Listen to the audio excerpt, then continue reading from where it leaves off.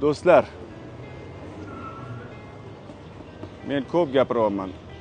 Alisher Navoiy kutubxonasiga borib ishonmasanglar tekshirib ko'ringlar. U yerda rus kampirlar bor. 101, 107 yoshga kirganlar. Undan ham ko'proq yoshga kirishadi. Nimaga bilasiz ularmi? Ularga 107 yoshga kirishdi. Ular kitob o'qiydilar va davomini bilgilari keladi. Bizda yomon narsalar nima bilasizmi? Hamma qimni gapirib bering.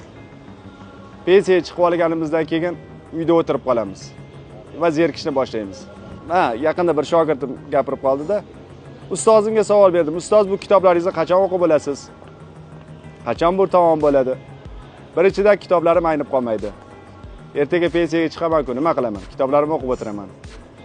Agar kitob o'qimasangiz, uzoqqa yetib borish qiyin. Yana bir narsani gapirib beraman, Mirzakorim Norbekovning gaplari. Bir kuni Mirzakorim Norbekov otasiga savol berdi. Ota, nima uchun siz do'stlaringizga qo'shilmaysiz? Do'stlaringiz juda chiroyli, kostyum shimlari bor, mashinalari bor. Siz yosh bolalar bilan o'ynaysiz dedi. O'ynaysiz dedilar. Otam savolimga javob qaytarmadi.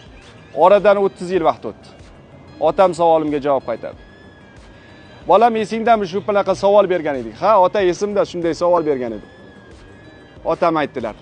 Shu havas qilayotgan do'stlarim qayerda? Ada bittasi ham qolmadi, hammasi o'lib bo'ldi. Bitta siz qoldingiz. Bolam, bilarmiding meni astmam borligini? Bilarmiding meni yuragim bir marta infarkt bo'lganini? Agar meni u do'stlarimga qo'shilganimda nima bo'lardi? Ular kasalliklar, muammolar to'g'risida gapiradilar.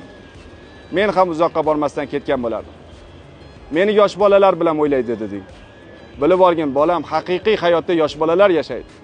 Ular hech qachon o'lim, kasallik va muammolar haqida gapirmaydilar.